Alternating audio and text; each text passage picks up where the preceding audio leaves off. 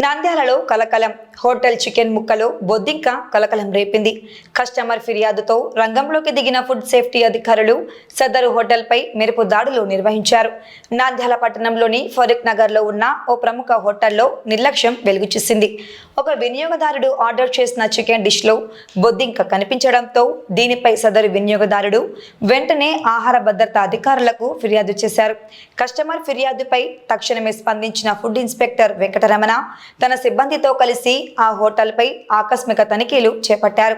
Hotel వంటగది ఎంతవరకు పరిశుభ్రంగా ఉంది, ఆహార పదార్థాలను ఎలా నిల్వ చేస్తున్నారు, వంట నాణ్యత ప్రమాణాల ప్రకారం ఉందా లేదా అన్న కోణంలో అధికారులు క్షుణ్ణంగా పరిశీలించారు. అంతేకాకుండా హోటల్కు సంబంధించిన లైసెన్సులు, ఫుడ్ సేఫ్టీ నిబంధనల అమలును కూడా తనిఖీ చేశారు.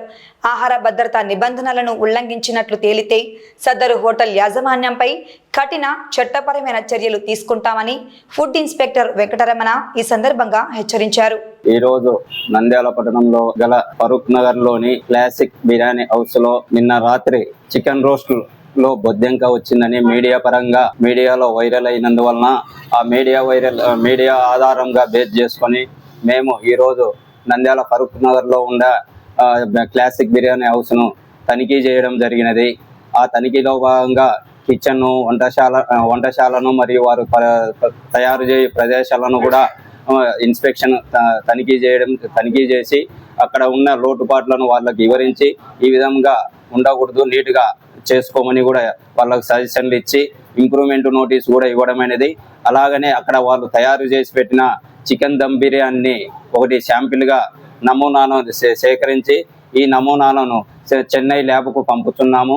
ఆ చెన్నై ల్యాబ్ నుంచి వచ్చిన రిపోర్ట్ ఆధారంగా వారిపై తగు చర్యలు తీసుకొనబడునని తెలియజేస్తున్నాము. అలాగనే ఈ నంద్యాల పట్టణంలో ఉండే హోటల్స్ కానీ, రెస్టారెంట్లు కానీ, ఎవరైనా కానీ ఈ హోటల్స్ నందు ఆహార పదార్థాలు కొనుగోలు చేయవారు కూడా మనం ఏ ప్రదేశంలో కొంటున్నాము, ఎలాగ తయారు చేస్తున్నారు అనేది కూడా గమనించి మనం నీట్గా హైజెనిక్గా ఉన్న ప్రదేశాలలో తయారు చేయు హోటల్స్ నందు కూడా మీరు పర్చేజ్ చేయవలసిందిగా నా మనవి.